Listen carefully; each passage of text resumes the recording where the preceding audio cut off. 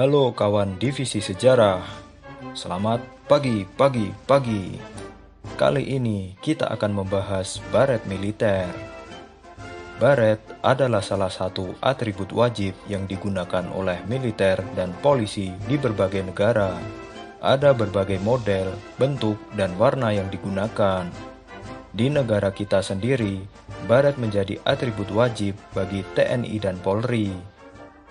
Seperti apa sejarah baret dan bagaimana bisa menjadi atribut wajib bagi militer di berbagai negara? Oke, tanpa berlama-lama, mari kita mulai.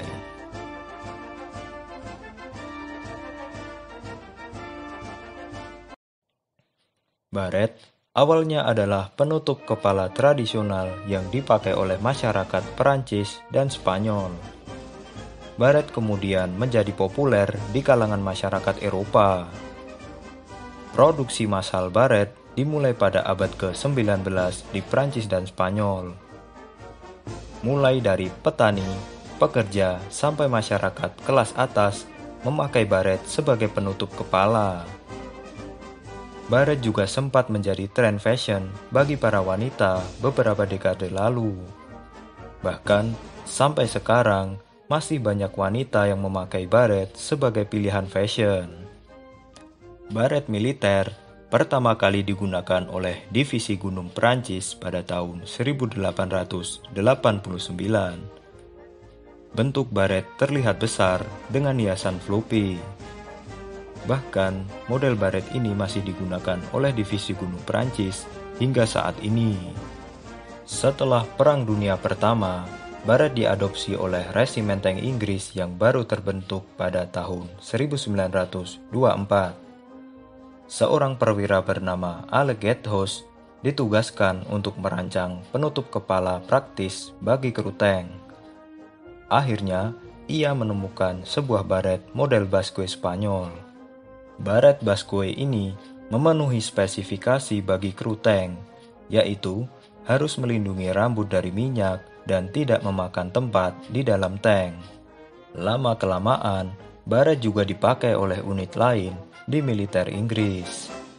Pada Perang Dunia Kedua, baret masih belum populer.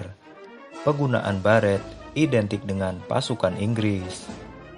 Jenderal Montgomery memakai baret hitam sebagai ciri khasnya. Namun, yang paling terkenal adalah pasukan lintas udara Inggris atau British Airborne yang memakai baret merah marun.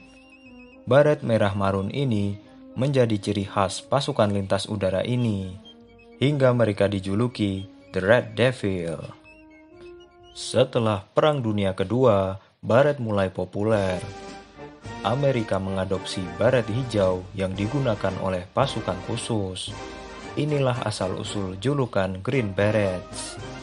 Diperkirakan Amerika lah yang mempopulerkan baret karena banyak negara yang meniru dan membeli perlengkapan militer dari Amerika. Dan saat itu, tidak ada negara komunis yang memakai baret. Bahkan, sampai sekarang tentara Korea Utara, tentara Vietnam, dan tentara Cina tidak menggunakan baret untuk atribut mereka.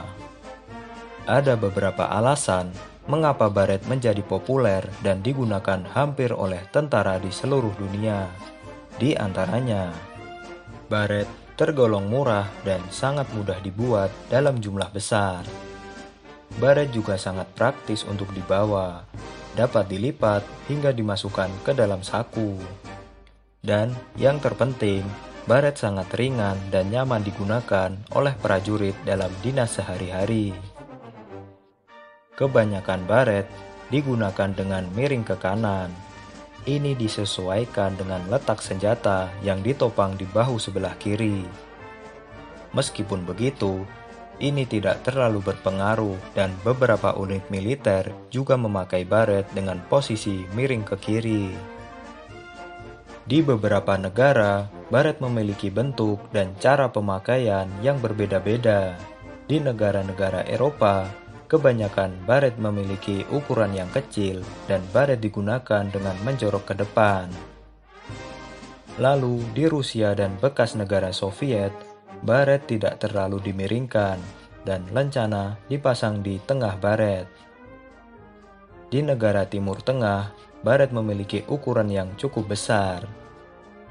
Kalau di Amerika, baret memiliki ukuran sedang, terlihat lipatan garis di depan, dan baret agak gepeng ke bagian samping. Nah, sekarang bagaimana dengan baret yang dipakai oleh TNI? Menurut saya, baret yang dipakai oleh TNI memiliki ukuran yang sedang, dan di bagian samping kiri terlihat tegak lurus. Ada berbagai tradisi militer untuk menggunakan atau mendapatkan baret. Di Indonesia, seperti yang kita ketahui, seorang prajurit TNI harus menjalani serangkaian tradisi berupa latihan berat, dan saat pembaretan, biasanya baret akan dipakaikan oleh orang tercinta. Tentunya, ini adalah sebuah kebanggaan bagi setiap prajurit.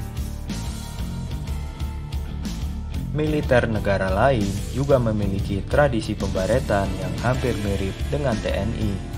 Salah satunya adalah tradisi pasukan Spetsnaz Rusia. Latihan berat juga harus mereka jalani. Ada yang mengatakan baret pasukan Spetsnaz tidak boleh disentuh oleh orang lain kecuali sang pemilik. Baret tidak hanya menjadi atribut semata, namun baret adalah simbol kehormatan bagi prajurit dan semangat korps. Bagi teman-teman dan adik sekalian yang bercita-cita menjadi TNI, semoga terwujud dan bisa memakai baret kebanggaan. Sekian dari kami, semoga bermanfaat. Terima kasih, Komando.